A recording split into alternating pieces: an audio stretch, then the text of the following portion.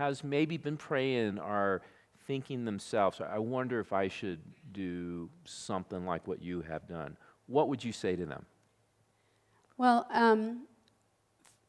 one of the things that we did was we got involved with the adoption support group and just started asking questions and really trying to find out as much information about all the different opportunities out there and where the needs were. And, we started off with one idea and spoke to different people, and we looked at all of what you just said, and the FOST-ADOPT, the foster care, the international, and the domestic. And we interviewed different adoption agencies just to find out what made sense for us and what worked for us and what felt right for us. And through a lot of prayer and counseling with our mentors through the adoption support group, we were able to come to the decision that the domestic adoption was the direction we wanted to go. And that the influence of Steve and Honey Malloy, Correct. Of going through the same adoption agency and going through the same process, which is awesome for you guys. They have been very instrumental in our whole process. They have held our hands and they've prayed with us and for us throughout the entire process. They guided us on everything that we needed to do this week. This is what you need to work on, and next week plan on this, and they really got us through the process smoothly and quickly. And boy, we owe them a lot. They've been a blessing to us. So that's the benefit or the blessing of the adoption group, that it's really helped you to navigate this and have someone walk alongside of you and help you with it. Mm-hmm. So that's awesome to hear.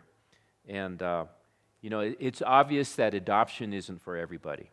That I would say it's probably a chosen few that God would put that in their hearts. Possibly, Dave, is there anything else that you can see of people who don't feel a calling for adoption, of what they could do to support families that are adopting now that you're in those shoes? I think that's a good question. And in the adoption support group, there's a lot of people that are involved with the group itself that haven't adopted, are not interested in adopting, but just want to be there. They show up at some of the meetings, the monthly meetings, and they're there to support. They're there to pray.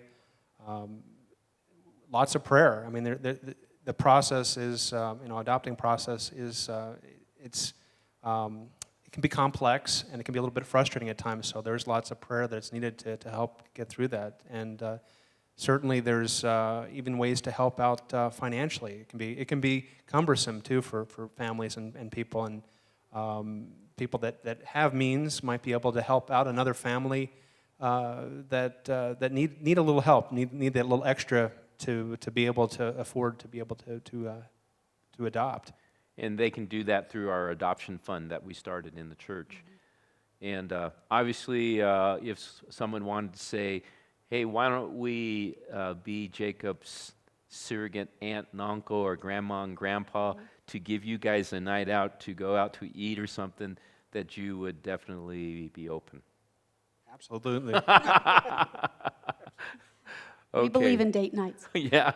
Well, God bless you guys. I really appreciate you coming in to share with us. And again, I just want to say to all of you at Canyon View that we're not saying that everyone should adopt, but what we are saying that this is one of the ministries that is part of God's heart in this church, that we want to celebrate what God has done for Jacob through how he spoke through David and through Terry.